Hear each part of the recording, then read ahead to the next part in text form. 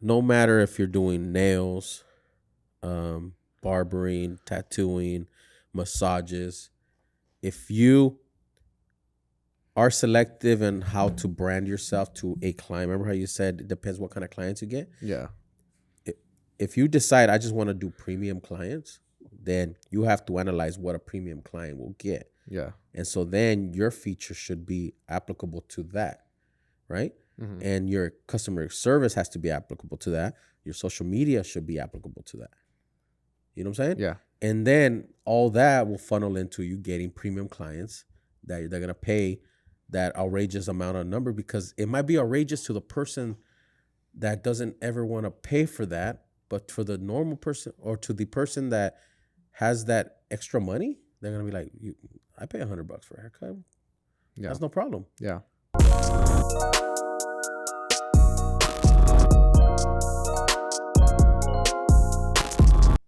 Welcome back to the IQ Project. My name is Josh. I'm right here with my co-host Ricky Tat, Yo. and we got special guest Vanni. Vanni, Yes, right? Did I sir. say that right? Vanni Davino. Vanni Davino. Is that your last name, Davina? Well, see, I busted the Ricky Valenzuela Okay. move. You know, it's like Richard Valenzuela. Uh-huh. So to shorten it out, Giovanni Valdovinos is Vanni Davino. It flows, bro. yeah. It Thank you, flows. thank you, That thank you. goes with your style too. It took me a whole 2 minutes to think it. Just thought about it right now. So Vanni, guys, is a tattoo artist, longtime friend of mine, that we met back in 2018, right 15. next door. 15. 18, wait. 2006, no, Oh, I'm sorry. 2015, bro. 15? Yeah, Damn, that long? Yeah, because it's when I had, You're right. I know that because I had sold my house at that time. So 2015. I've been knowing him since then, and we used to work right next door at the old Iconiq. Before it was Iconiq, it was Aftermath. Aftermath. With Big Sergio. Trying to get Yeah. Big Sergio in here, bro. Yeah, we That'd be- should. When this, that'd be- yeah. That'd be cool, huh? We need an old timer here. Yeah, just a little. But I met him there. We were coworkers. We worked for some months together, and we just hit it off. He's a badass tattoo artist. Thank you. And he is smart with the business, and he has a lot of different skills. He does barbering. Well, he did barbering. I don't know if I'm talking about past that. test. Past tense. And he's just been into different hustles, and we just figured today, get to know Vanni and have a conversation with us, and Right on, just right on. bring some knowledge to these, So- young cats. So you know some stories about Ricky, huh? Not too many. not No, Ricky hit a lot. Ricky was always busy. I stayed busy. Yeah. Now, how long did we know each other for? How long did I work there? 6 months? Yeah, I think it was. I think it was like 6 months. because I think you were the first one to leave, and then I don't think it was that much later till I left. Yeah. Yeah. Aftermath. That was interesting. That was the Interesting. aftermath of it. That was the aftermath. The aftermath is this I'll here be now. here all day. Yeah, the aftermath is here. Iconic. Right? Yeah, man. So yeah, that was an interesting time, man. Sergio had that shop, and it was cool. It was cool. I told there was some stuff that I didn't like how he ran it. Yeah.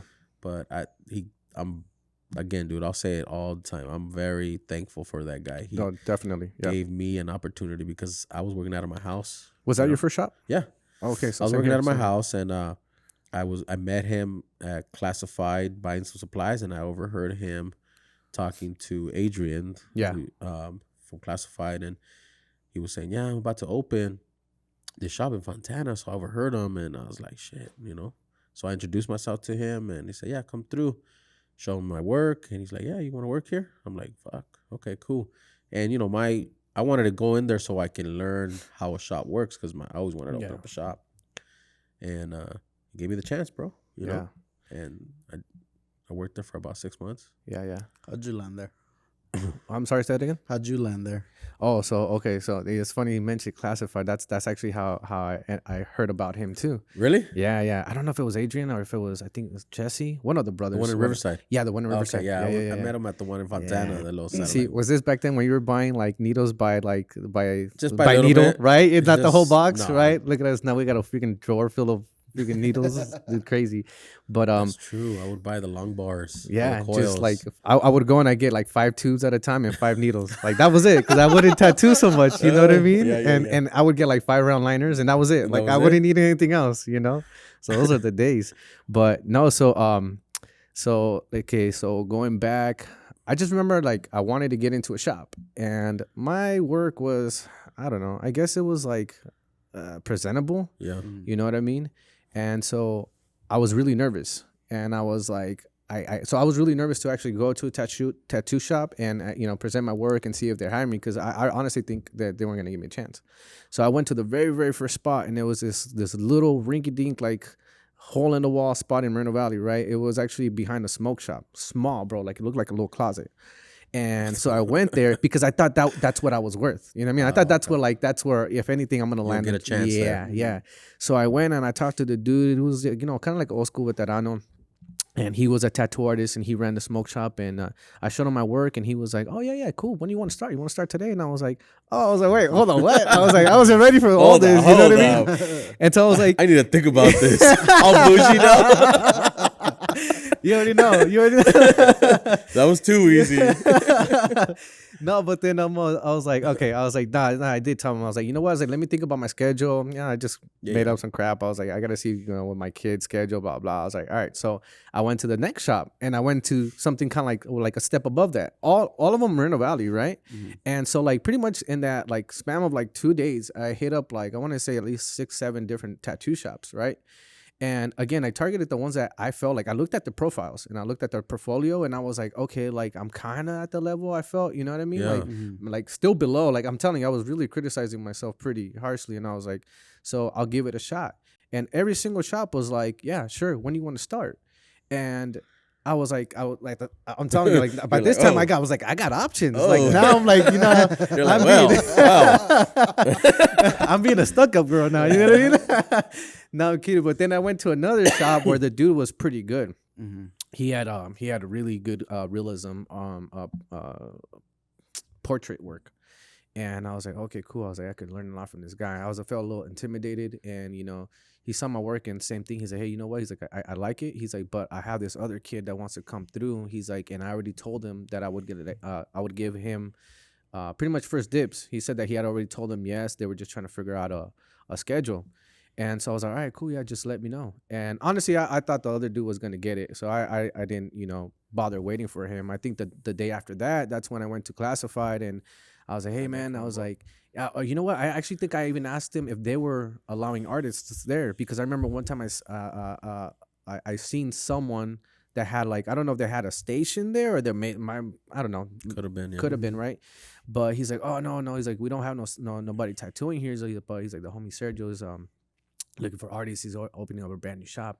And in my head, I was like, oh, damn. I was like, I don't think I want to work at a brand new shop. I was like, it's not going to have no clientele. You know what I mean? No flow, no nothing. And at the end of the day, I came to talk to Sergio, and I saw the shop, and I was like, oh, this is cool. And I saw Utah, and he's like some greaser kid. So I was like, oh, dude, like, heck yeah. Like, I don't know if you didn't know, like in my background, I came up as a greaser as a kid. Oh, no. So, yeah. So I was like, maybe I could vibe with this guy or something like that, right? So I was like, all right, cool. So he said, yeah, come through. You know what I mean? And I freaking came through. And then it's funny because shortly after I had already told Sergio that, I'd come in, the guy that I was telling you with the, the really good realism portrait guy, he calls me up. He's like, hey, bro. He's like, you know what? He's like, the guy that was supposed to come through. He's like, he's lagging it. He's like, come through. And I was like, oh, man. I was like, sorry, bro. I was like, yeah, I just committed over here. He's like, oh, no worries. He's like, it's that cool, would have been closer to you. Yeah, it was in Moreno Valley. It's literally like 5 minutes away. You know what I mean? But at the end of the day, though, honestly, I took nothing back from it, because being in the tattoo in Aftermath, like every single artist there, I felt like I was the underdog. I felt like I was the worst one there, right? I mean, let's not kid ourselves. I wasn't that great. But from Ricky to Jimbo to Utah to Sergio to everybody, I learned something out of. Like everybody, I learned something out of. So to me, like that was, and leaving that shop got me, that was the last tattoo shop I was ever at, besides a private tattoo shop in Riverside, but that was solely like, personal clientele type of thing. But once I left there, like I became so much more confident in my game. You know what I mean? I progressed a lot, so, thank God for Aftermath for sure. Thank God for Sergio, you know what I mean? Hey, that's crazy. It is intimidating walking into a different shop every time and just expecting them to say no. Yeah. Yeah. Personally, I went through, I think, 5 or 6 shops before I got no, and then I went to Limited. They said yes. The same thing I was thinking about. I was like, man, they really want to work. Yeah. I really want to work here. So I never even showed up. I burned that bridge. I was like, oh, whatever. And after that, I ended up just quitting, looking for a job, and I was just doing it on my own. Yeah. And then I didn't get into a shop until I moved to San Diego for a bit. And right there, same thing. It was way easier. It was like I just walked in. I was like, "You want a job?" I was like, "All right, cool." Yeah. I was like, "All right, cool." And then that was the first actual shop I worked at. Yeah. Yeah. And it was a street shop. It was be there. I had the night shift. Be there from like 6 to midnight. Someone walked in at like 11:50. We Yeah. tattooed till like 4 a.m. Was it drunk people most of the time? Kind of. The ones that came in late, yeah, because we Yeah. had a bar next door. So, That's pretty cool. Tattoo you today, cover you up in 2 weeks. Cover it up in 2 weeks. yeah, but I think that's intimidating. Like it is Yeah. intimidating walking to different shops, especially when you have that mindset where like my work's not that great. Yeah. You know? Oh, and see, I failed to mention. So I was actually at another shop before that, but I wasn't like, I guess I wasn't like an employee there. It was actually a buddy of mine. He owned a tattoo shop in Riverside. And this is when I was cutting hair all the time. And I had like even, I had a small background in tattooing, and I started cutting his hair, and I just asked him like, "Hey, would you apprentice me?" He's like, "You want to get apprenticed?" I was like, "Yeah, sure." And I showed him some of my work. He's like, "Yeah." He's like, "Come through." He's like, honestly, this is another thing that I'm thankful for. It didn't work out with him right there, right at the tattoo shop, but I'm thankful he gave me the opportunity because I had talked to him like, like about how I was starting up, and I told him, like, oh yeah, I got 2 Gingerberg machines, and he's like, all right, he's like, you know what? He's like, you really want to learn? I was like, yeah. He's like, all right, I'll teach you everything that I know. He's like, give me your 2 Gingerberg machines. I don't know if you guys remember Gingerberg. Yeah. And I was like, I didn't hesitate, dude. I was like, hell yeah. Like, oh no, you know what? No, I don't think they were my Gingerbergs. They were my Bloodhounds. I can't remember. I had You gave them to him yeah, in exchange. to teach me to tattoo, Oh shit! and he didn't charge me They anything. were like $800 machines at the time, right? Yeah. He didn't charge me anything other than that. He was just like, if you're serious, he's like, give me your machines. He's like, and he's like, I'll teach you to tattoo. And so I went and I shadowed him for like, it wasn't even an apprenticeship really, to be honest. I mean, I still got there, set times and left at set times. And I still, helped him set up and everything, whatnot. Cause again, I was appreciative for the opportunity. But he never, classified me or categorized me as his apprentice. I was just there to learn. I was kind of more like a student, like a shadower, I guess. And yeah, like after a few months, he was like, yeah, you want to start tattooing? I was like, cool. We did it Friday the 13th. And that was the last time I was there. Apparently I must have did something wrong that he didn't like. Cause the very next day he was just like, yeah, it's not going to work out, bud. And I was like, oh shoot. After how many months? Like I want to say like 3 months of being snap. there. Yeah. What'd you do, bro? And honestly, Talk like, to his lady or something? no, not at all. No. Honestly, so there was a tattoo that he didn't like that I did, and I'm telling you, this is why I stay away from writing. I'm not right. I did a like a name right here, Yeah. and I did it in like the most basic script that I could do. That it didn't look bad. It wasn't ugly. It just wasn't like tattoo script type of thing. It wasn't the really fancy. Yeah. Art, you get what I'm saying. It was like like como te dice, like Just it was handwriting. cursive, just It was regular handwriting. cursive. And the girl liked it. She was completely fine. It was clean lines. There were clean lines, but he didn't like it. And he was just like, "Damn, now I gotta fix what you did." And I was like, "Oh, what?" Like, you know what I mean? And But the client never complained. client never complained. So what was and his issue? and he was even like, no, I'll fix it after. And she was like, no, but it's fine. He's like, no. Like he kept insisting. He's like, I'll fix it after. And I was like, and after that, like I felt like crap. I was like, Yeah. damn, like I really messed Yeah, it could have up. pulled you on know? the side and be like, "Yo, dude, look, this is we need to work on your caliber." Like, Yeah. she liked it, but right here we have to step it up. you know? Yeah. I mean, it's 3 months and it's your first time in there. Yeah. Oh. So I mean, and it was like, I think it was I had done a couple tattoos before that, but that was the first time I had to work with high flow energy, like so many people there. Yeah. And like I mentioned, like my anxiety was like through the freaking roof. But I still don't You think that still had, because you mentioned the Oh, prior yeah. to. Yeah, Can my we talk anxi- about that or no? yeah, we could talk Yeah? about that. Yeah, for sure. You want to talk about it right now? When it comes to it, I guess. So, well, let me just shorten up the story. So pretty much like when that happened, I'm not gonna lie, it felt like a breakup. Like I was aguitado and whatnot. So I was kind of like, damn.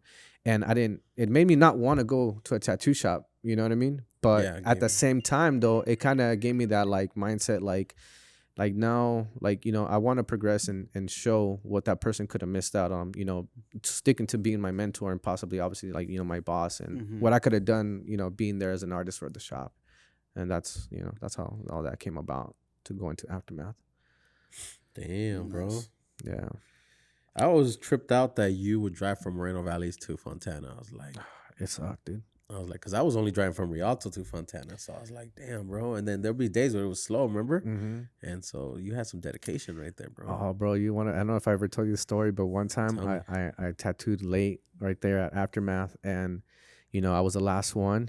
Sergio gave me the key, and he's like, "All right, loco." He's like, "You lock up." He's like, "I'm out." Loco, And yeah, right. And I was like, "All right, for sure." And I mean, it's nothing new to me. I used to own a shop before that, right? So I Right. knew how to lock up and everything. But that day I was so tired. I think I finished up like around 3 o'clock in the morning, and I took off, and I completely forgot to turn off the AC.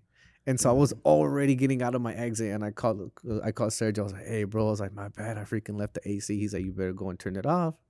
I was like, "Dude, don't you live just right down the street? Can you do me the paro?" He's like, "Nope." He's like, "You better go turn that off right now." And I was like, "Fuck." Really? I turned around. Some of the guys have left the AC on here and they don't call me. Nah, You know, well, I it's 'cause just I come felt in and I'm bad. like, why the fuck is it cold in here? No, I felt bad, dog. I felt like, and then plus he was gonna know, It's obviously, Oh, so because you're the last one. yeah. So I did. I turned my butt right back, and I freaking went, and then sure enough, the AC was full blast. It was cold in there. I turned it off and freaking went back home. But man, I dreaded that, bro. It was already late. I was tired. I had to drive back. I was like, man. I remember him saying it. Hey, loco. Yeah. Hey, loco. What's up, loco?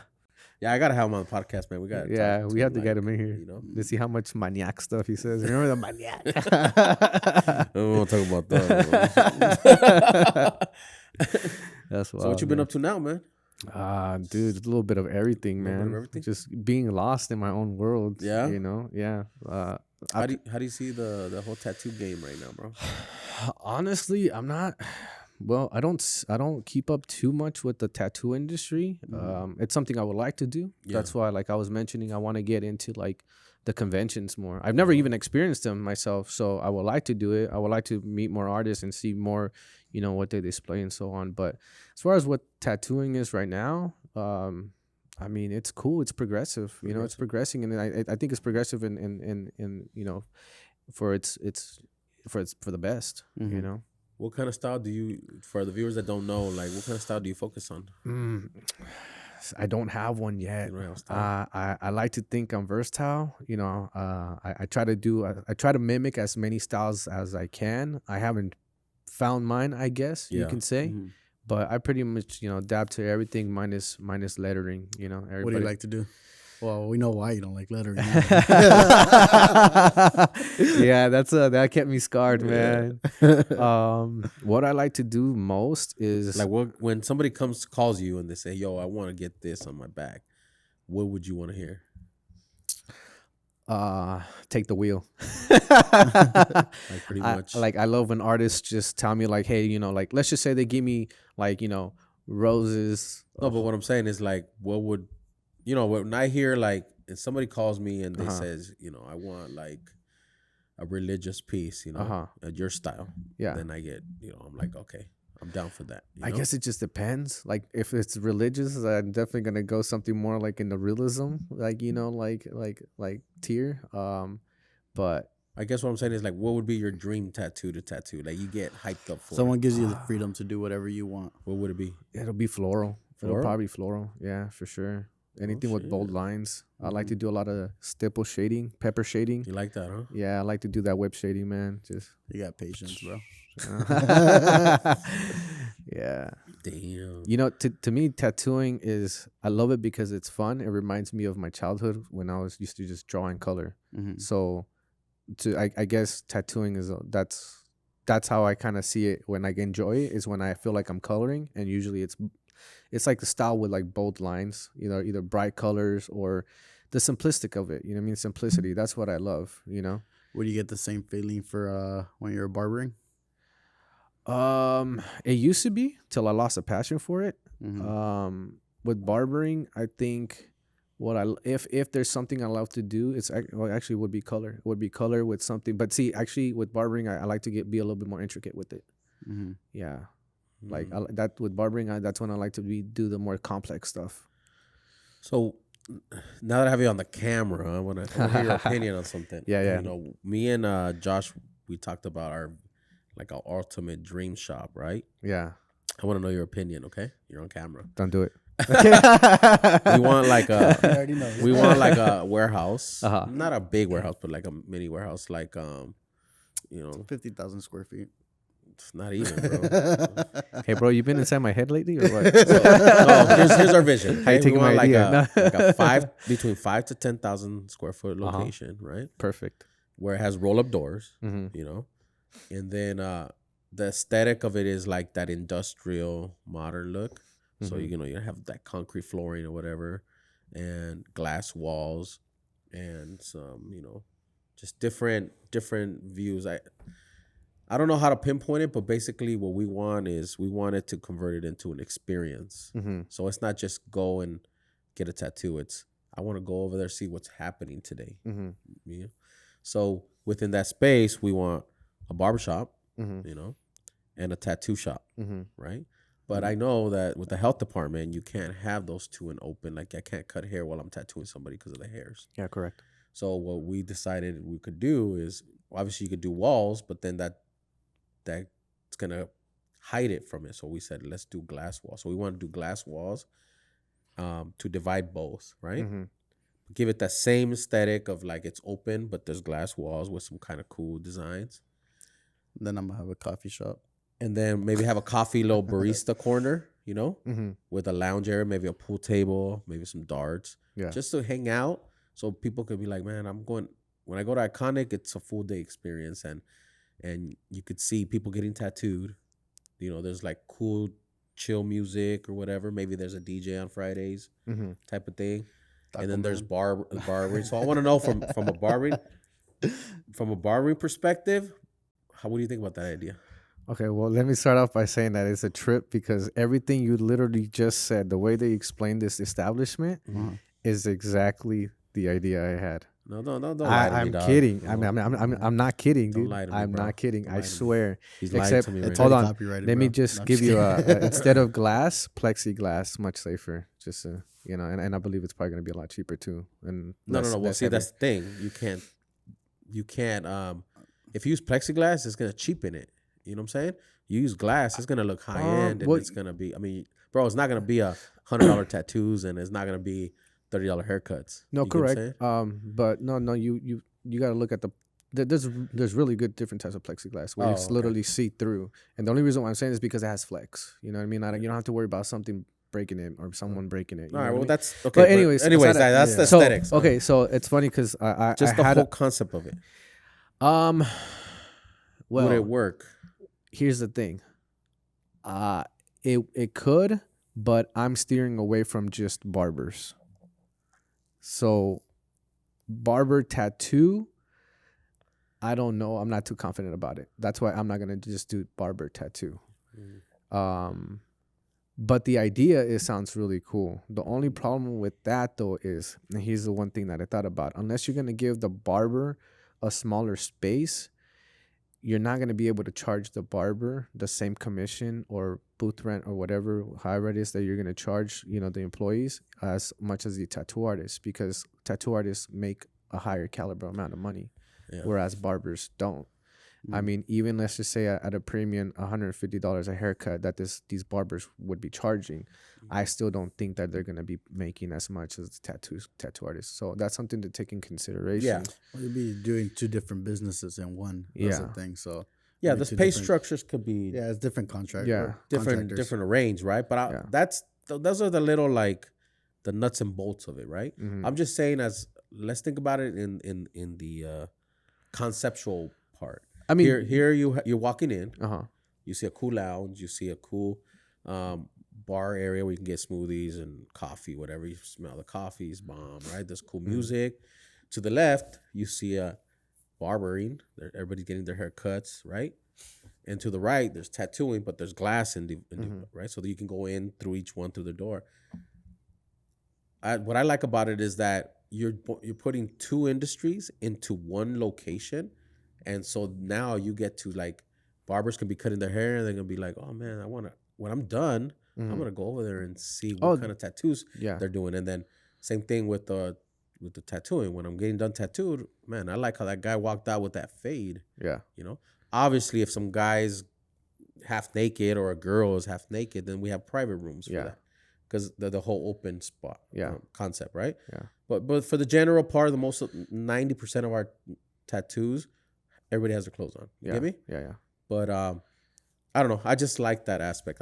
No, That's just definitely the been, idea you I know? think is complementary. Like I believe that in a sense they go hand in hand. I mean it's fashion. You know what I mean? Like that's what tattooing and haircut now is. It's just fashion. So I think what we're selling, and I think what, like, I'm thinking about it is the experience of a lifestyle.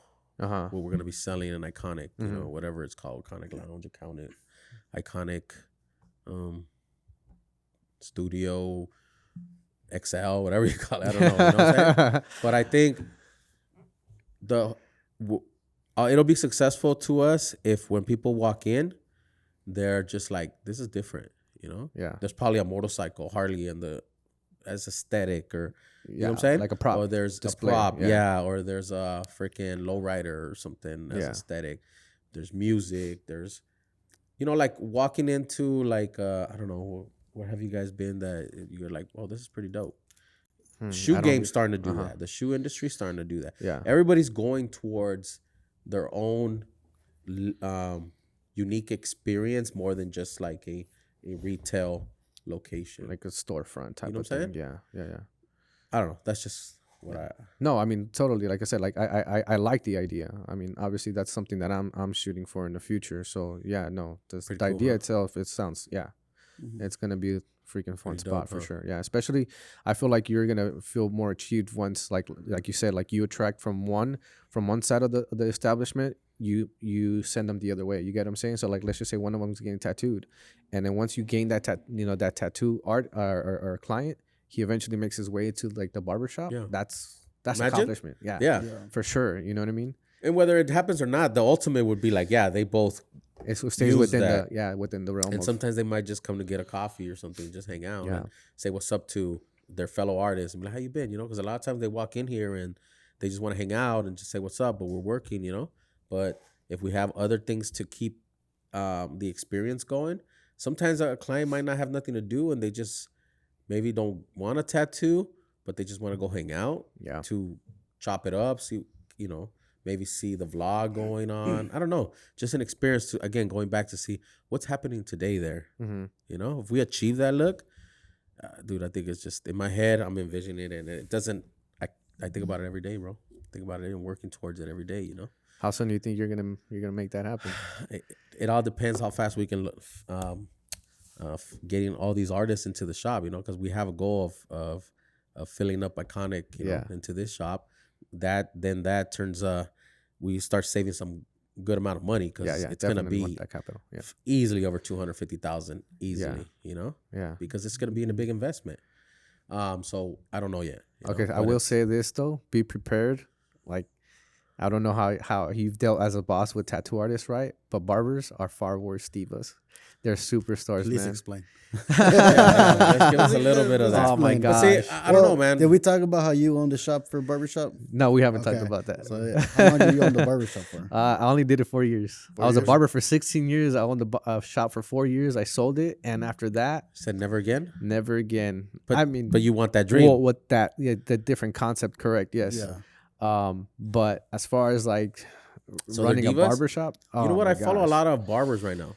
I follow, like, my content is filled with more barbering now than tattooing. Yeah. On my Explorer, and I follow a lot of them. Uh-huh. I actually interact with them. I shout out to some of the barbers that I always interact. You know, and now they're starting to talk about it, because nobody ever talked about the insides of a business before, and now they're starting to talk about it on their reels, like suggestions of how to be a better barber. You know, Mhm. and nobody's doing it on tattooing right now. Only a couple people. Yeah. You know? One that comes to mind is probably iShine. He's talking about it really good right now. Okay. But barbering's always been ahead of the game in this kind of stuff. Dude, in barbering, you have competitions. Yeah. Right? In tattooing, there's conventions that have competitions. Mhm. But it seems like barbering are more niche competitions. You get me? Like they're smaller get-togethers, and then they compete against each other. There's no competing in smaller niches in tattooing. I don't know Well, why. I think just because tattooing the industry itself used to be so hush hush and more like I do my thing. You do Right. your And thing. and we want to change that. Yeah. Yeah. We want to change that shit, dude. Like I want to compete. I want our shop to compete against the shops in Inland Empire. Yeah. And not for Bragging rights. bragging rights or anything. It's just friendly competition, dude. Yeah. You know what I'm saying? Like Just to stimulate just one to another, you know what I stimulate mean? somebody and test yourself. Because if you're representing a shop, you're gonna perform, right? Yeah. And you want that award or whatever, or that saying, yeah, oh, the last competition Iconiq took it, or so and so other shop took it. Like, let's do that, bro. Yeah. You know? Yeah. I want to go against some of the best. Yeah. You know what I'm saying? That are out there in portraits or in cover-ups, or let's do it. And if they win, I'm gonna fucking shake their hand and be like, bro, that shit, you fucking knocked it out of the park. You were the winner. I appreciate it. Yeah. How hard is that for people to, but I don't know, man. That's something been bugging me. I think it's trying to achieve that goal with tattooing is going to be a little bit more difficult than barbering, I believe, just because of the background that comes with The tattooing. You traditions know what I and mean? all Like, yeah, like, and it's It's going to be a happening, though. while till It's happening yeah, slowly, Yeah, though. yeah, for sure. But I think it's going to be a while till we sweep away. I mean, that's if you're trying to sweep away like the old, tradition of tattooing. Mm-hmm. Yeah. With barbering though, it's like there was, it's almost like there was nothing ever really there. It's just like Instagram came about, social media came about, and all these people made it something, because it was nothing before, to be honest. You know what I mean? But before social media, like barbering was really nothing. Exactly. Yeah. You know? Instagram made it where there's a barber and now he's a brand. Yeah. Same Yeah. thing. That's what we say here. For tattooing now Instagram can make you just that brand.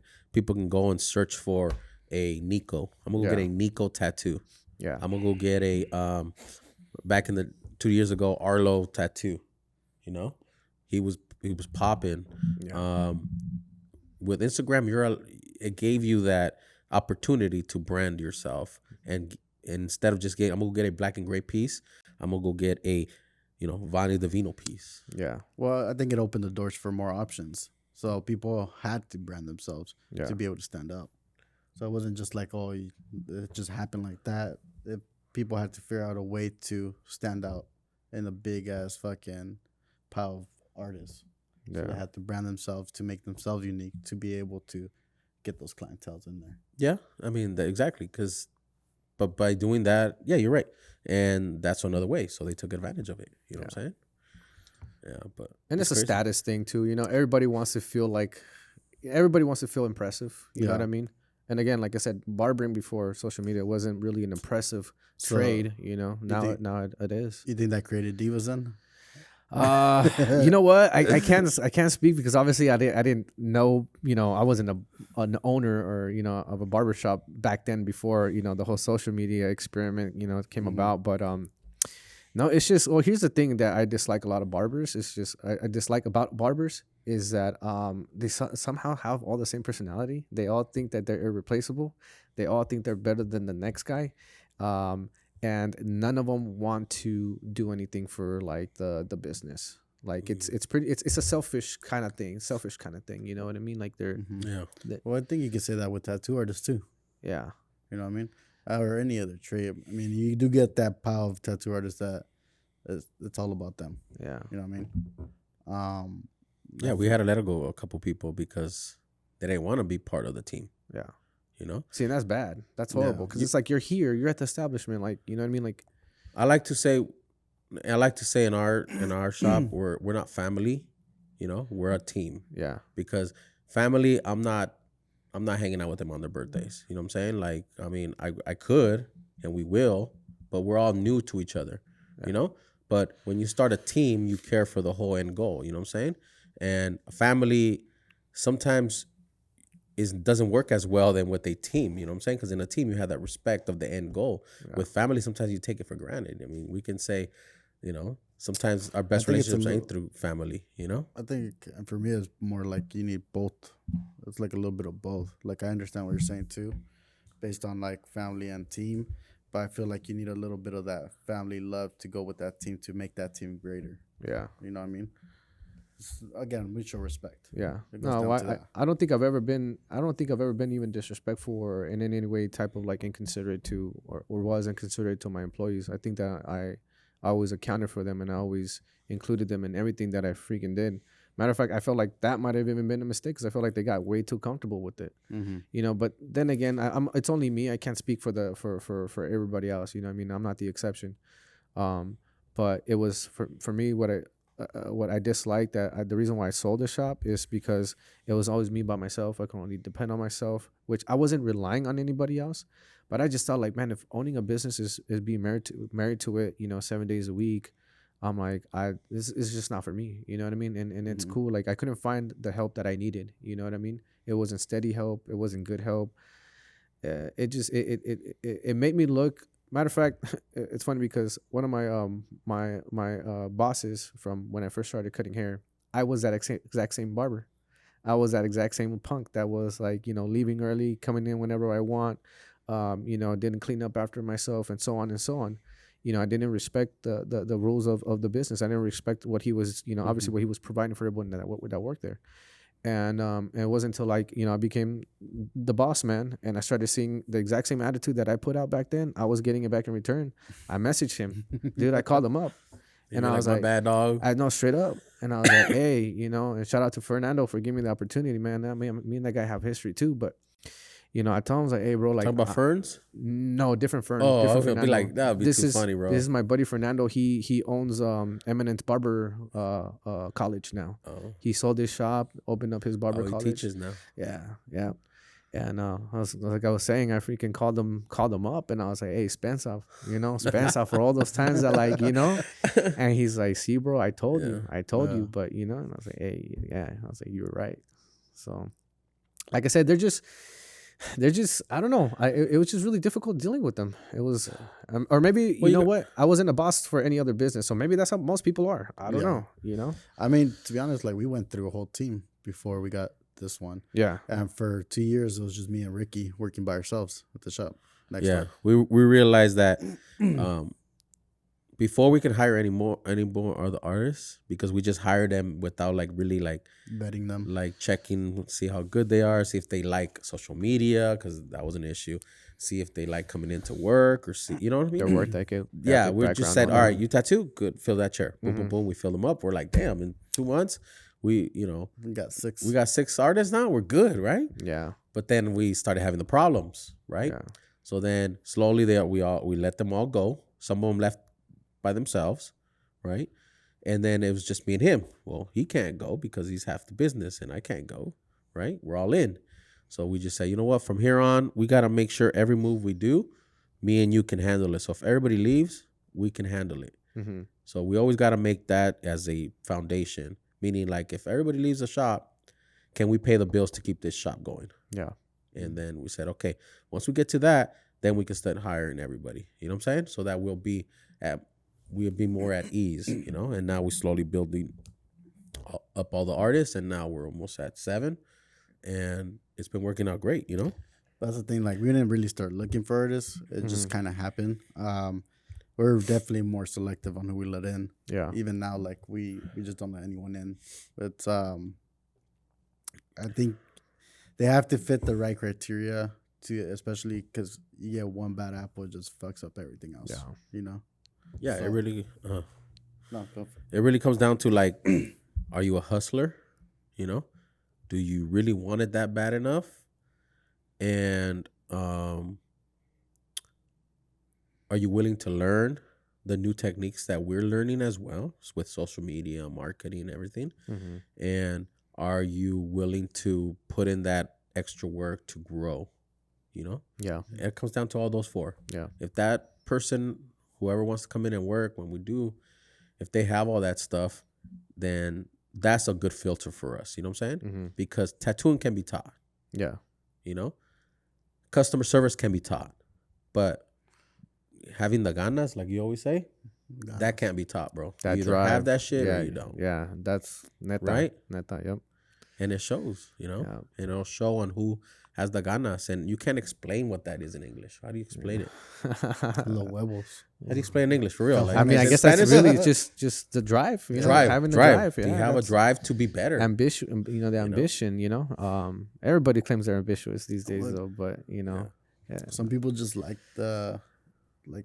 like that comfortable life, that bare minimum where like everything just as long as they're able to pay for their bills and they could just sleep at fucking certain time and fucking wake up at certain time, that's what they want. But in all reality, that's not what we're looking for here. Yeah. We're looking here for someone that's willing, that always wants to grow and get better, and not just in their work, but in their life. Yeah. You know?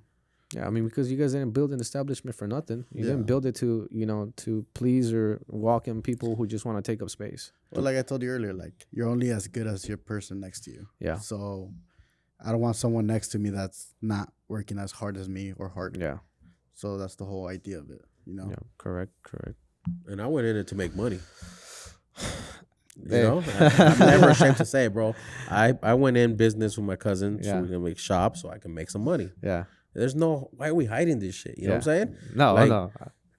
You make money, it gives you opportunities, Yeah. and you build stuff. Yeah. Like I don't want a tattoo for free. Yeah. You know, I don't know why people do want a tattoo for free. I need to make money.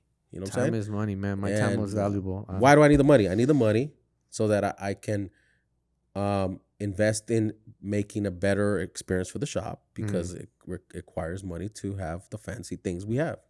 You know, Tatzel chairs, shots Tatzel, nice stations, good environment, AC. If we just tattoo because it's cool and pay me what you want, you're not ever gonna grow. Yeah. You know what I'm saying? You know what's funny is that's exactly why I left the barber industry too. Another reason, Mom, man, if I sat here and give you the list Tell of us, the reason why bro, because I left we're the talking barber, real today. Like, well, here's because the I'm thing. curious, because I'm starting to rap, but Yeah. No. Go on. I find. Remember, we were having a conversation on Saturday just Yeah. between us. Like, I Yeah. find tattooing and barbering almost the same, No. except the charging is. Obviously, you guys charge more.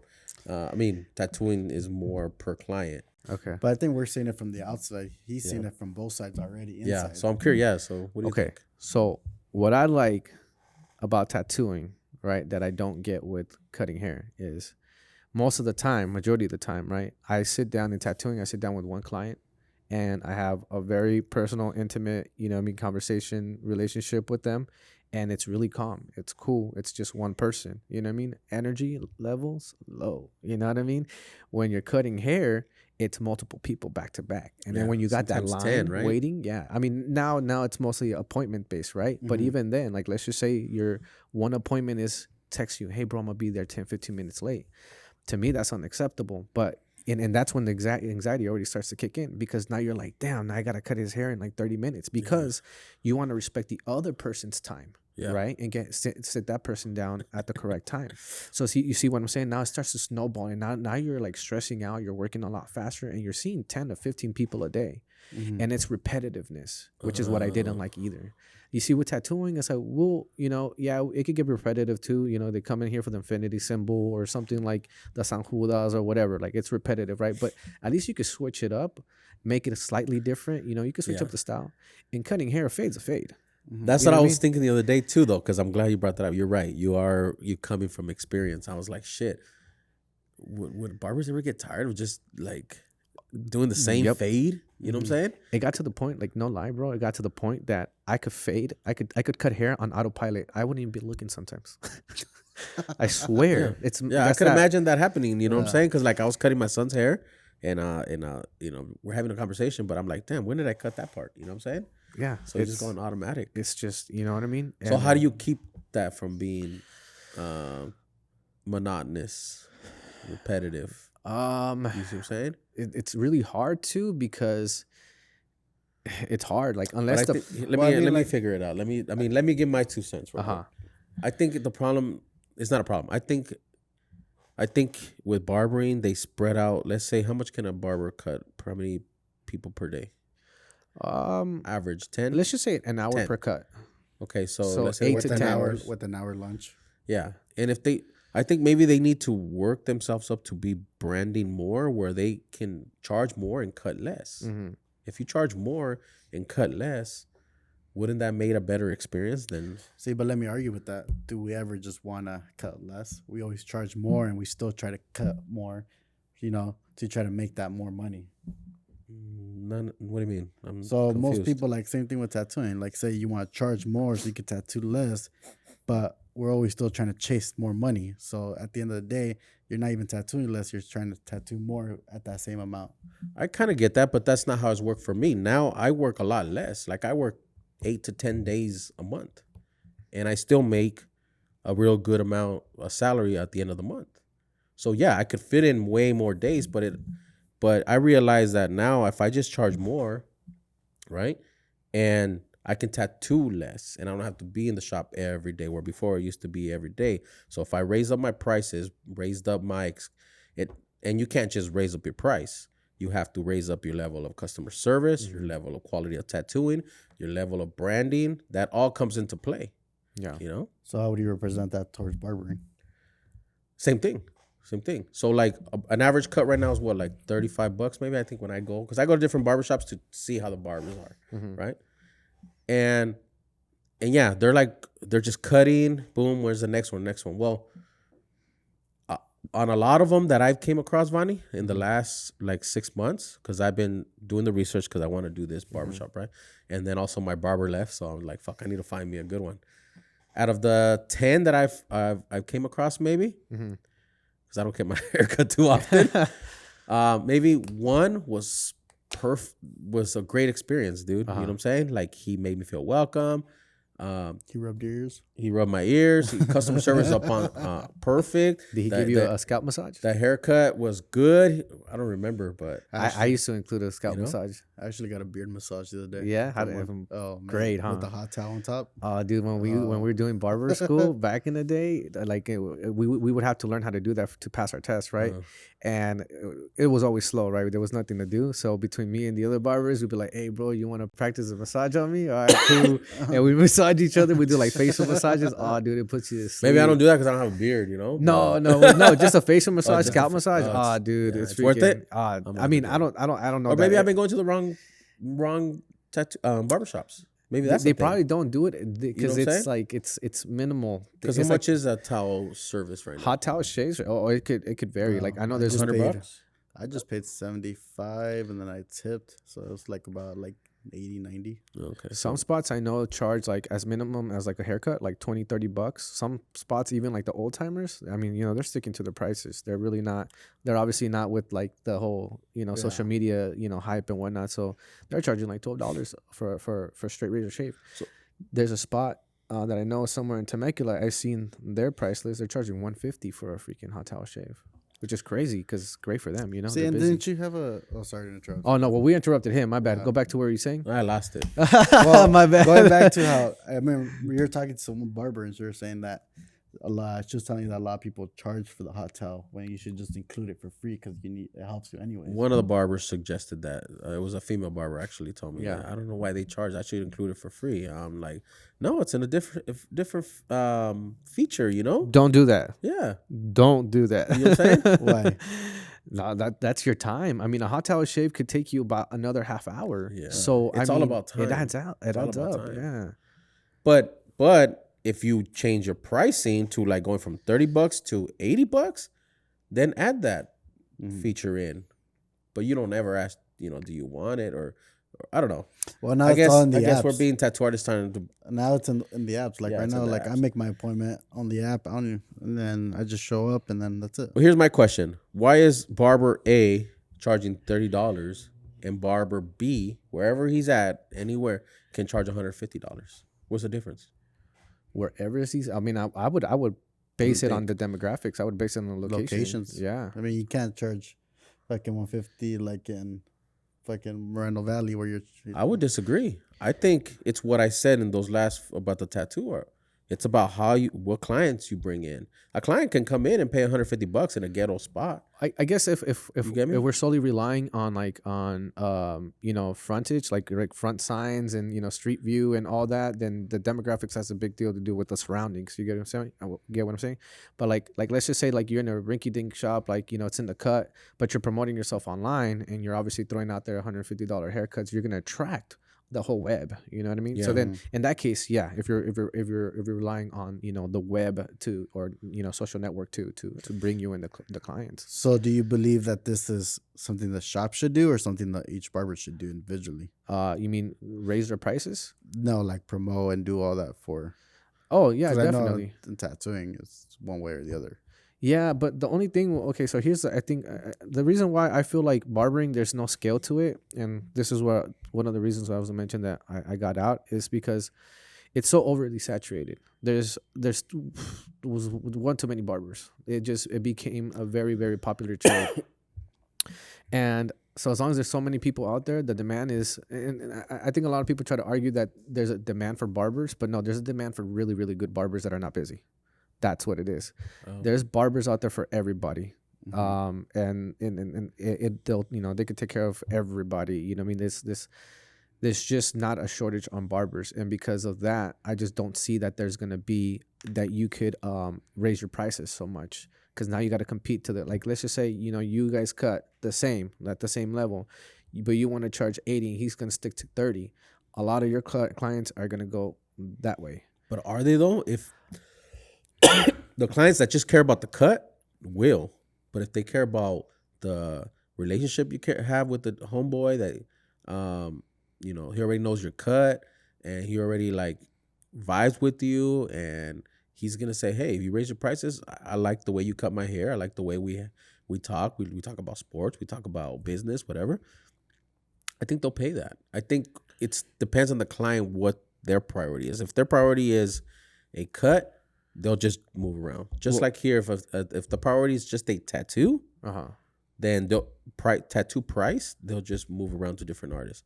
But if they care, if there's there like a vibe, I guess this new term is the vibe, the relationship with that person, they'll stick with that person, bro, no matter what price. But one thing also to consider is if you're targeting, like, let's just say you're targeting bachelors, then for sure, I believe that sense that would work. But let's just say you're just trying to target everybody, right? You got to remember the family working man. If he has 3 kids, are they going to want to pay $80 per haircut?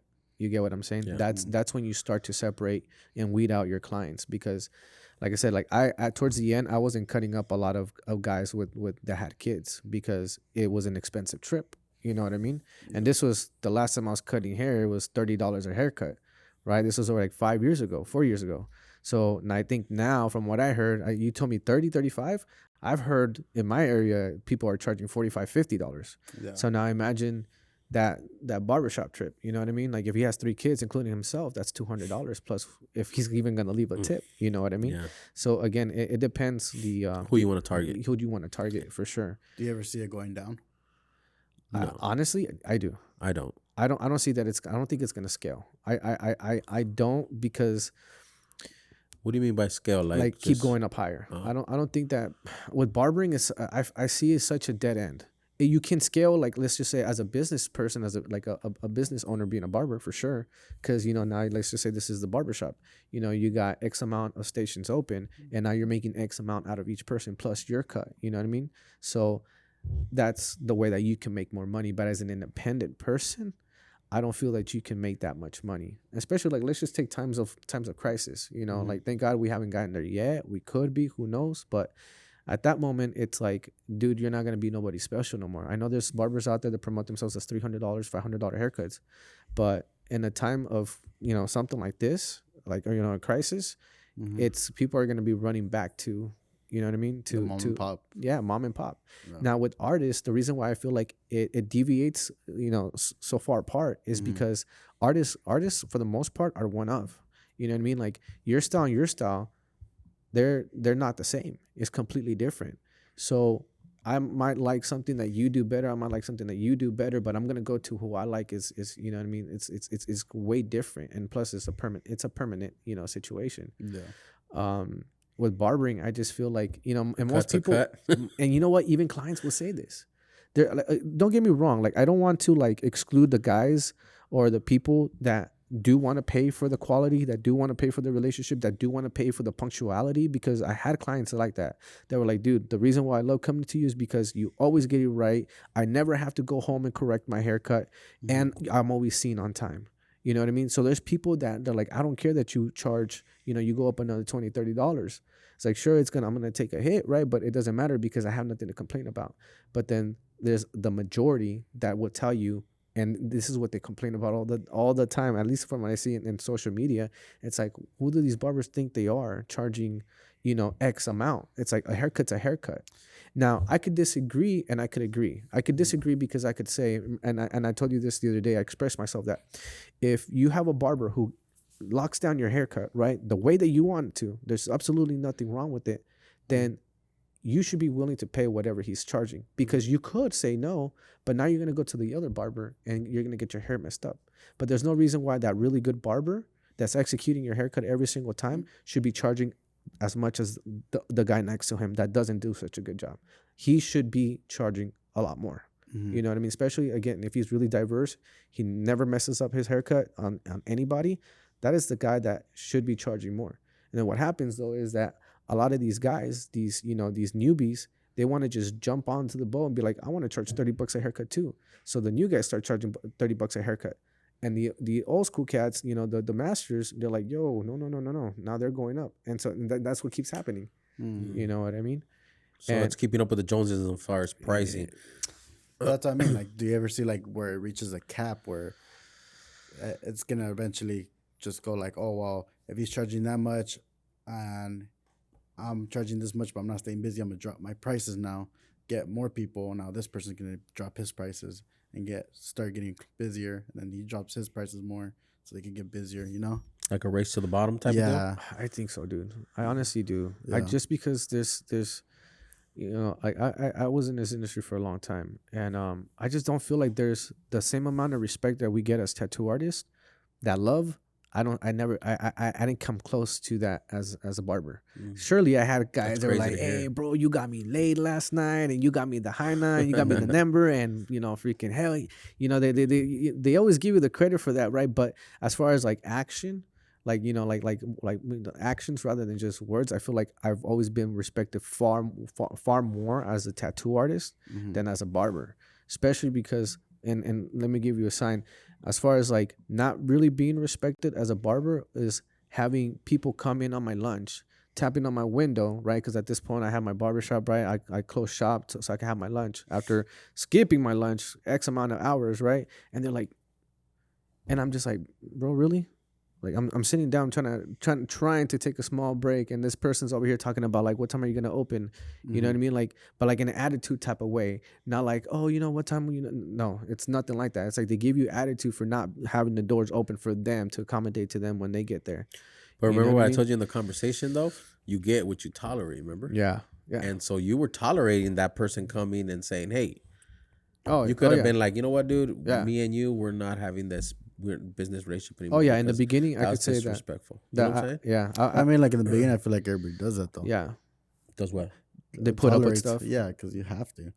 You don't have to. You don't have to, but because we're new to it, I think we think that way. But I think that's something you adjust over time. Oh yeah. Why would you adjust it though? Huh? Why would you adjust it? Because in the beginning, like you said, you don't know. You're just trying to get as much people. You don't want to be fucking an asshole to that person. So in the starts fucking. So in the beginning, you need the money, so you tolerate it. Yeah. Right. Yeah. As you while you're tolerating all this, you should be building the relationship with them. You should be like, hey, look, you were here the other day 5 minutes late. I have another 3 guys right after you. I'm gonna have to tattoo you a little. I mean, I can say tattoo. I have to cut your hair. Yeah. With less time now. Next time you come in, I won't even cut your hair anymore. So you start adjusting and you start like filtering out who do you want. Yeah. Just like I've done. Like I used to do a lot of smaller work, and then I started looking at all these other artists, and they would just be banging out big pieces, and I was like, what the. I'm like, why ain't I just banging out big pieces instead of just doing this small work? So one day I just said, forget small work. I'm just going to do full day sessions. I'm going to charge. I think I started charging $800 for full day sessions, And I just said, fuck it. If I get my $800, I'm good. I don't have to stress out about 2 or 3 tattoos to meet that, and I'll just take my time, you know. So now I started filtering out. Again, now I I don't need the money as much because I'm having steady clientele, right? But in the beginning, I'll take whatever came. But now as I'm working in, I start telling the people that are coming in, you know, oh, I'm at full day at this price now, you know, because it's not 800 anymore. And if they say, oh, but I only want a small tattoo, then you say, okay, well, this is not a tattoo that I'm doing right now. For barbers, it could be, well, I'm not charging that price anymore, you know? So you start letting go of those clients and you start getting the ones you want.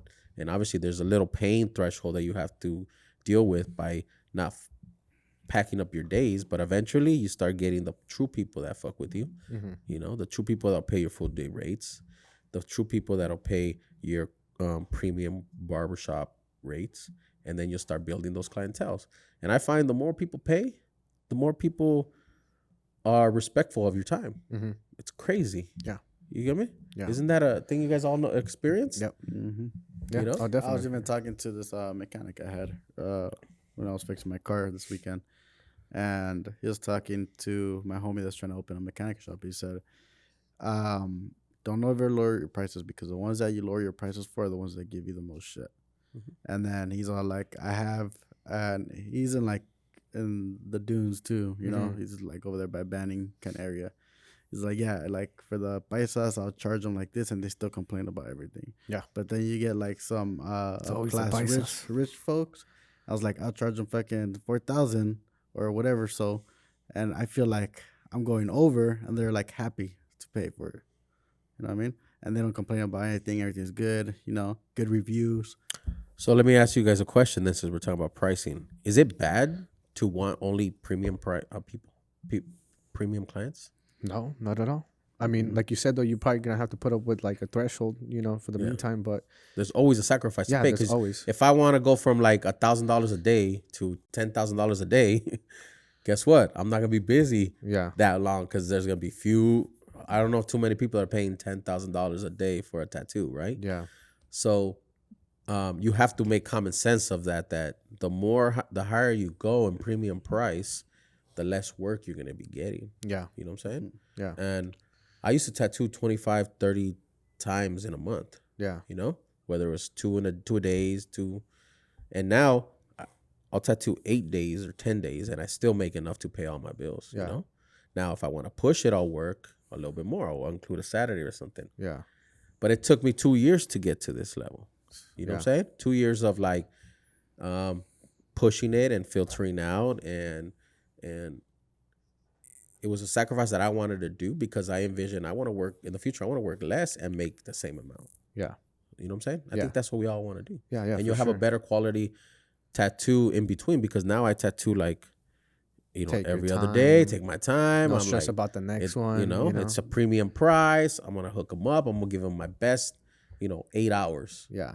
But can you imagine doing 30 tattoos, and it would suck to be the 28th, 29th person at the end of the month. You know what I'm saying? For sure. Because you're tired and you're only getting $300. Like, it's just common sense of how you're not even going to put your all into it, because you know what I'm saying? Because at the end of the day, you're like, man, I'm just tired already. Yeah. You know? So it all depends, but we're just, like I said, we're talking within us just as our own experience, If you guys have some certain suggestions on what we talked about as far as barbering and tattooing, please let us know in the comments, right? Because, like I said, I can't wait to open up a shop. It's going to be a barbershop, because it's going to be fun for me. You're probably like, you don't know what you're getting into, but business is a game to me, See, and he's in. Sorry to cut you off. Before I lose this thought, the good thing about tattooing versus barbering is that tattooing, there's no school needed, right? There's no special license. You go to the city, you get your license. That's it, right? Doesn't even matter if you freaking know what you're doing or not. You can just get licensed as far as like to legally work, right? With barbering, there's the process. It's hours, and it's taking a test. Bro. You know what I mean? And they just dropped it down too. Did they drop it down? That's 1,000 hours only now. Oh, how much is it before? I think it was 18. It was 18. Mine was almost 2,000. Bro, I think that's silly. Yeah, dude. Hey, can I just go to a barber and just pay him and just he can write it? I know that back in the day, I don't Yeah. know how schools are now, but I know back in the day Money- they were money, able to mess yeah. with the time cards. But I believe it's gotten a lot stricter. Now I you think get it's all audited. digital. Yeah, Now you get audited because I remember my sister just went through hers and she would get audited. Like they'll show up. yeah. See you're Well, there. there's auditing. So and on top of that, it's even if they complete the schooling, which I know a lot of barbers that completed schooling, but they never went to state board to take their exam, so they were never licensed barbers. So the thing that I dislike about the barber field compared to the tattoo field is that a tattoo artist, you could get here working legally in no time, right? City comes in, whatever they check, his license right there, cool, took him nothing. But with barbering, it usually tends, and this is what we always say within the industry, that you'll find good barbers that are not licensed. All the great barbers are not licensed. So once they get the license, they get bougie. Or what? No, well, here's the thing. They don't wanna pay for it. All the licensed barbers are the ones that are not very good. It's really weird. So either you're gonna have to like take one or the other. You're gonna risk, putting in a licensed barber so you can get, in trouble with state board. Yeah. But he's not gonna be as good as the non-licensed barbers. And the reason why he's not the non-licensed barbers isn't licensed is because he's too busy cutting hair. And and for the most part, there are a lot of barbershops that will hire them Yeah. without a license. Hey, you They'll- dropping some gems Yeah, here, yeah, dog. no, I mean, I would never pinpoint, right? But Right. I mean, dude, I was course. working Yeah. the first few years without a license as a barber. So what happens when doesn't You get a the, fine. the health department come and check? Well, it's not the health department; it's state board. So Do state you board. guys get a hint when it comes or what? Okay, so the way we used to do it, right? It was like, let's just say this is the barbershop, there's another barbershop over there, right? That barbershop, if we're cool with each other, they'll call us, hey, fool, we just got hit by state coming, board. dog, so- You know what I mean? And usually they do that. They'll hit within that area, right? And so like after that, it's like the boss, whoever, right? He'd be like, hey, bro, you gotta go. You're Like you out. come back Saturdays, we would work. If we were not licensed, we would work Saturdays because they won't don't work on the weekends. Yeah. Or after, I forgot what the cutoff time was, but then someone mentioned like that's BS. Don't believe it because sometimes they'll stay, and they'll work a little bit later. But I don't know if that's entirely true. Do they come because- with a little thing on them? License board, or they come undercover? No, so I've never seen the badge, and I know because I got caught myself, caught. but not the caught. So anyways, this funny story. I was cutting hair, freaking. I was, let's just say this is the barbershop, right? I was the shop. I mean, I was the station over here on the corner, so I was the furthest one, right? The lady comes in, and right when she walks in, takes a picture of the whole shop, Yeah. right? And then she goes, "Hello, I'm state board." Oh. And then as soon as she said that, I didn't hear. I was actually talking to my client. I was all up in the conversation. The homie, the owner, he goes, chill. And I'm like, what? He's like, stay board. And I was like, what? He's like, stay board. I was like, oh shoot. And I told the homie, he's like, hey dog. I was like, get up with me real quick and walk with me to the back. I was like, I'm gonna pretend like I'm gonna wash your hair. Luckily, he knew what was going down because I guess his lady was in the hair industry too, right? Yeah. So he's like, all right, I got you. I was like, cool. So we went to the back. We had the shampoo bowl back there. So we're pretending like I was gonna wash his hair. I closed the door and I was like, run. We took off through the back door, bro. And it's funny because it was like the barbershop, right? And then there was like the middle break room and then there was another back room. So we run through all those doors and we went to the back. I slammed the door and I freaking take off. But you were caught on the camera. I was caught in the camera. Yeah, right. And then so I took off and I ran right behind. There was a parking lot in the back and I ran behind a car. And right at that moment, bro, it was perfect timing. There was this van, like, those freaking, what do they call them? Rape vans, right? Like those really suspect vans. This guy just freaking peeled out right when she walked out because she chased me. She chased after me, right? Damn, she they're opened the serious door. about Yeah, that. she opened the door, and I know because I'm watching from behind the car. Both me and the homie, he still had the cape on, everything with a bunch of hair. We're both like this, you know what I mean? Like kids up to trouble, like looking Oh at, my God. And as soon as freaking she walks out, this van's like takes off, does like a little burnout on the street, and takes off that way. She freaking ran and she tried to take a picture of the license plate. I don't know if she caught it or not, right? But I was like, I just looked at the homie. I was like, what the heck? And she just went right back in. She thought you were in that van. She thought I was the one in the van, dude. You know what I thought you were gonna say? You're gonna run back to the back of the shop and then walk in like if you're the client or something. Like, who's gonna come, you guys? So what happens if she would have caught you? So since in that situation, she did give the owner a fine. It was $1,000 fine.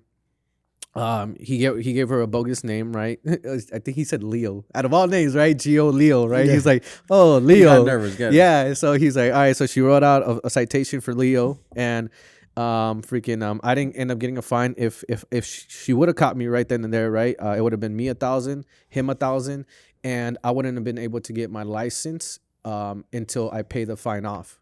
So, and let's just say you have, I believe that every time you get caught, I think the citation goes up higher. I believe. I'm not So- entirely And sure. then I think after like 3 times, you can't get a license. Yeah, at I all. think at one point they I was revoke gonna you. say because I mean, if you're making like, a lot of money cutting hair with no license, let them Yeah, fine you. Here's right. 1,000. But Just no, like, it gets. hey, But see, what happens though is they flag you. So once they okay. hit you, then they know you got unlicensed barbers. They're gonna surprise you again. They're gonna it be could more It active could be on you. in 2 weeks. It could be in the 3 months. But yeah, they're Did gonna they shut patrol down you. the shop? Yeah. Oh yeah, they shut down the shop for 30 days. I heard. What percentage of barbers do you think have unlicensed barbers? Shoot. Now I What's don't the know. percentage in the shop? Do you think? Well, let's just say that Back when you used to know. Now we can't talk about now. But so back then, I would say maybe about 40%, 30% of the barbers were unlicensed. 4 out of 10 maybe, Yeah, 4 out of 10 were unlicensed. Yep. and those are the ones that were killing it. And those are the ones that were killing it, bro. Those are the ones that were better What the ones. fuck? Yeah, we were the What better was ones, the bro. idea of not going to go get your license if you already went through the school? Just to be honest, it's probably just laziness, irresponsibility for sure. Maybe no. I think maybe it came down to the shop owner, dude. Like, hey, dude, you need to go get your barber, your license now, or else you're not gonna be cutting any hair. And if homeboy's making, He'll probably just bounce to the next shop. maybe not. Maybe he likes it. Maybe his clients are there. Does it work with barbers where if you move from one shop to the other, That they'll follow. the clients follow or hardly?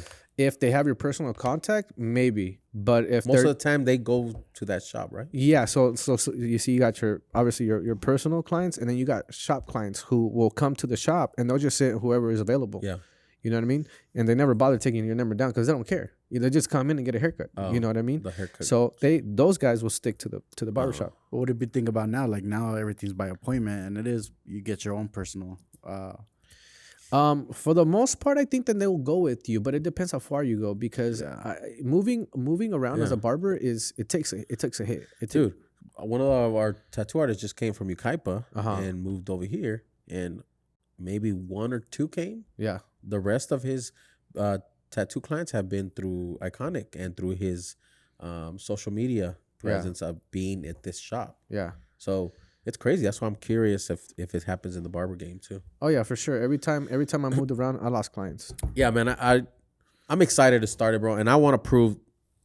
Hopefully soon, I want to prove that no matter if you're doing nails, barbering, tattooing, massages, if you are selective in how to brand yourself to a client, remember how you said it depends what kind of clients you get? Yeah.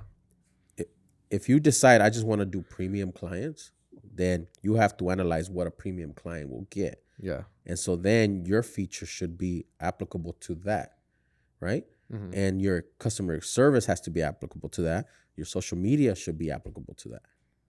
You know what I'm saying? Yeah. And then all that will funnel into you getting premium clients that they're going to pay that outrageous amount of number, because it might be outrageous to the person that doesn't ever want to pay for that. But for the normal person or to the person that has that extra money, they're going to be like, I pay $100 for a haircut. Yeah. That's no problem. Yeah. You know what I'm saying? I'm looking at it like that because, like, I'm 42. I have a business. When I go get a haircut, it's $35. I usually do about $60 Mm-hmm. for in total for a tip. I just feel like I'm able to give that. Now, it's not all the time. And this is with bad experiences. Imagine if somebody just blew my mind and was like, what up, Ricky? Or what up, Ricky? And hey, how's the tattooing going?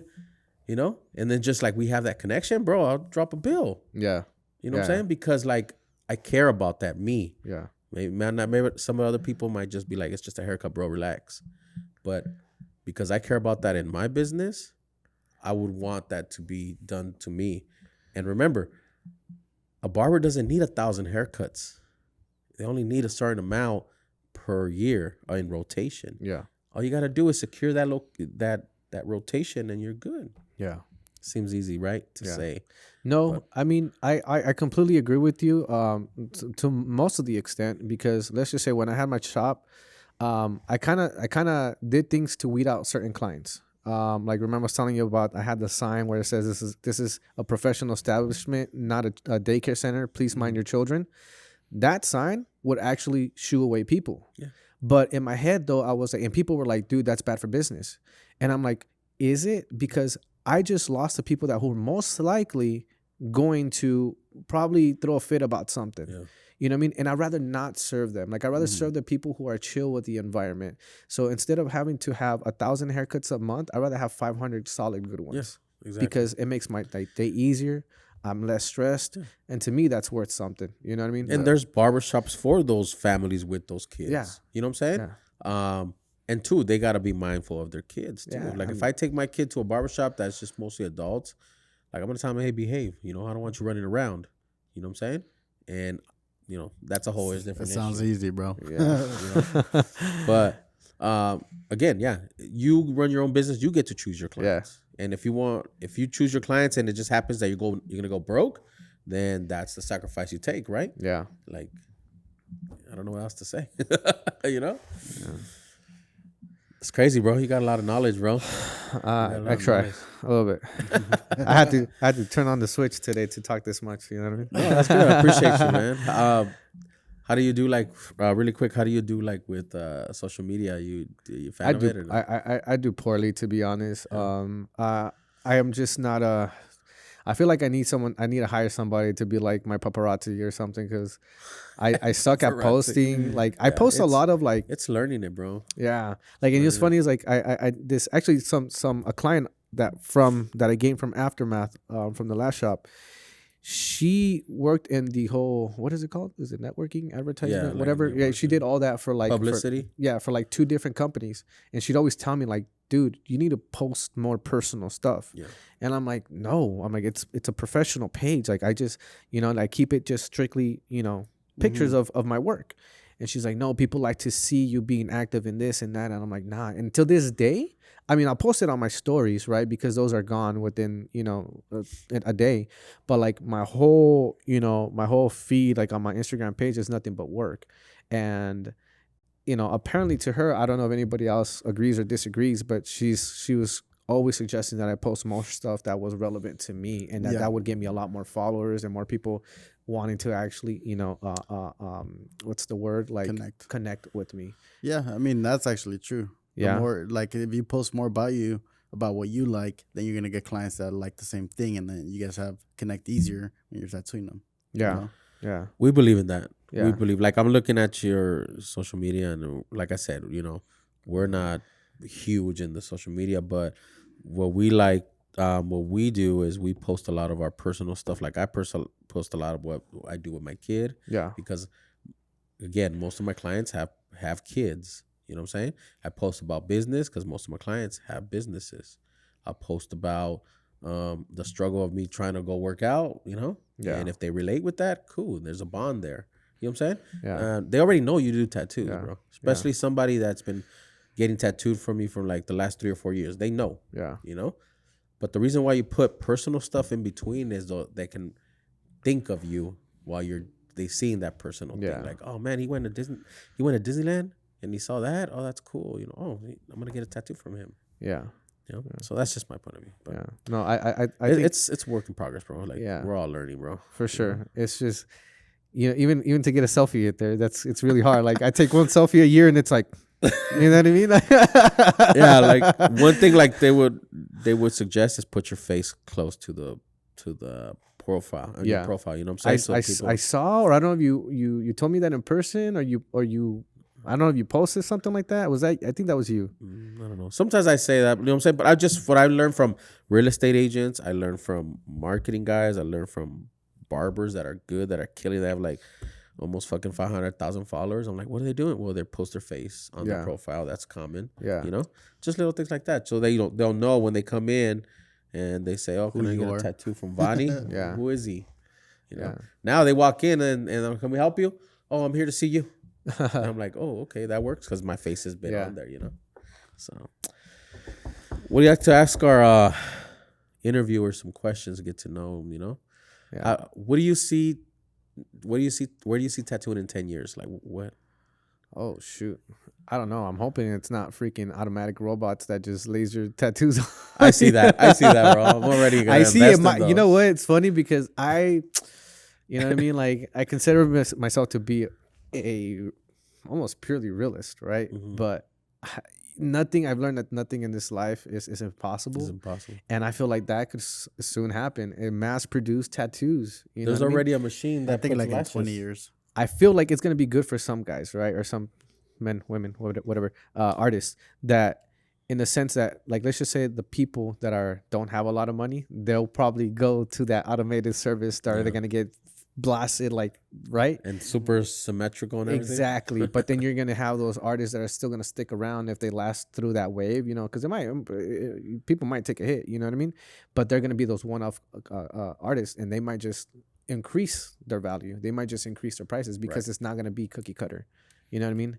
Mm-hmm. So, I mean, but again, in this world, nothing's impossible. That could happen. But, you know, if I would really give myself, I don't know. I really don't. I couldn't even answer that. I don't know where it's going to be in 10 years That's because fair I to don't even say. know where it's at right No, now. it's fair You to know what I mean? Like, Fair I've been point. hiding under Fair a rock. point. We so- think. Go ahead, Josh. We think that I keep saying barbering or tattooing. Tattooing is just gonna be more hyper personal to everybody. you know?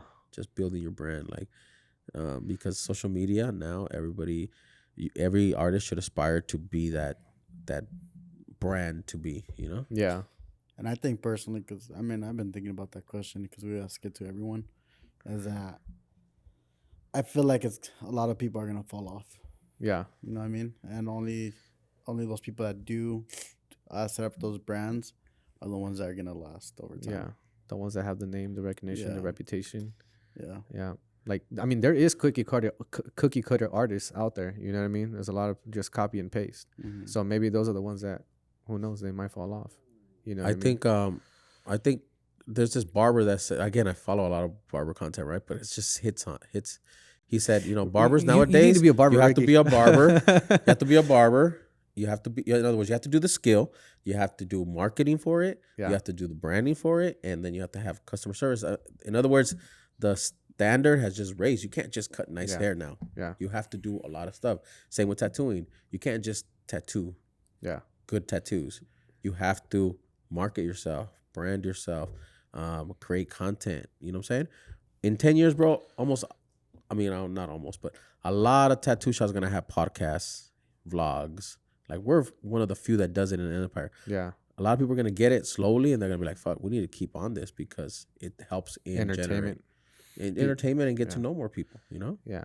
So You gotta be, you know, you gotta attract the eye for sure. Carlos is gonna be more busy. oh yeah, he's in the beginning.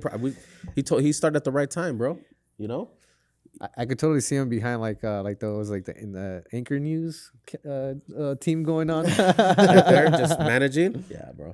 He started right at the right time, and in 10 years, he's gonna have a massive, clientele list. You know, Yeah. and he's gonna think back at this. Now, have you had any people ask you like, "Hey, like, who's your camera crew?" Who's All the your-" time. Yeah, They that's ask us. cool. They think it's a big setup. Yeah. And, it's just dude. one Well, guy. it's because the thing is that you portray that. You know what I'm saying? Exactly. Like the way it's edited and everything, and then obviously this whole thing right here, it's like it's perfect. You Yeah, know what I mean? and- It looks legit.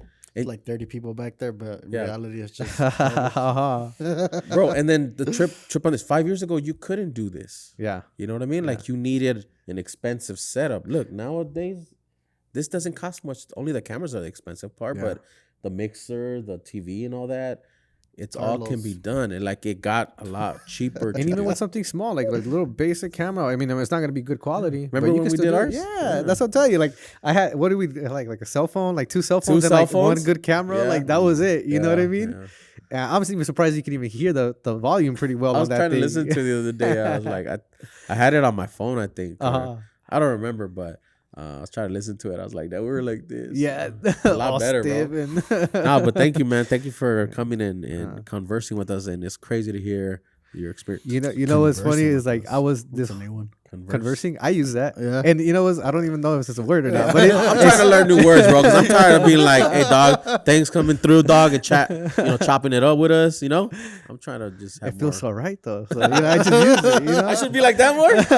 Thanks, dog. Thanks for, bringing the, I don't know.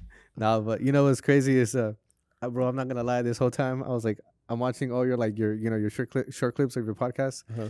and I'm like, all right, Ricky, any of these days you're gonna call me to come on your freaking podcast, bro. I'm still waiting. And voila, it happened.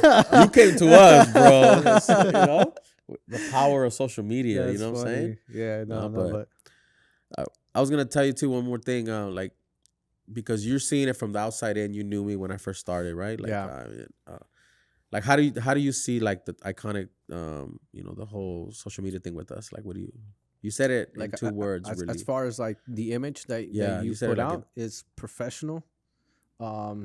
Damn, I forgot what consistent, I I said. think. Consistent, Right? Yes, professional and consistent. He said it. I didn't. He just said Yeah. it before camera. Because it's always you got and it's funny because not funny, but it's true because you know you plotted this I wouldn't say dream, but this how would I call it, like you just had this plan, and he was always telling me like, dude, like you just got to be consistent with posting, consistent. Like to him consistency was key. And he literally from many years ago, right, that you told me this, you're implying it now with the business, and it is, and then the whole place is like dead on professional. Like Yeah. you can't get any cleaner and professional than this. So Appreciate it, man. and that's what you display. You know, That's what why I mean? asked. You know, I asked because you've been a true follower with me, Yeah. and we've interacted. And again, it wasn't just all me, right? It's me, Josh, and of course the team. Yeah, But one thing I have been, I'm not consistent in like fucking working out and all this other shit, but I am consistent in just me steadily bringing out content of what the shop should be, because I think that's just, you can't let go of that. You know, you can't, what is the word? Like, do less than that, because people will forget, dude. yeah, You know, you yeah, have to stay. for sure. So, You have to be relevant. You know yeah, what I mean? We have to. Yeah. Why do we do this, you know? So you're doing the right thing. You So- guys are doing the right thing. You know what I mean?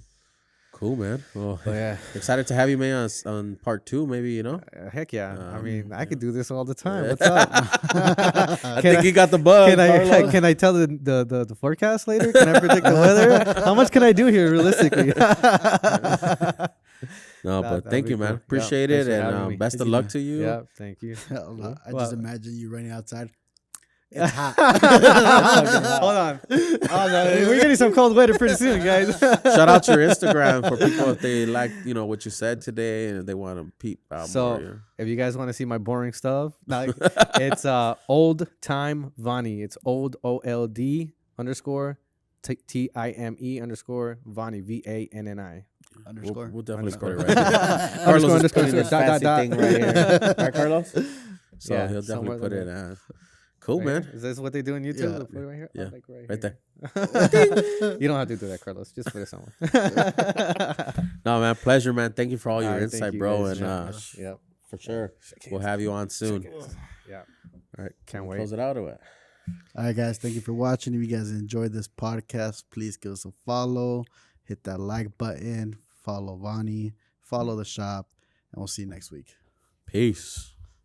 Cool.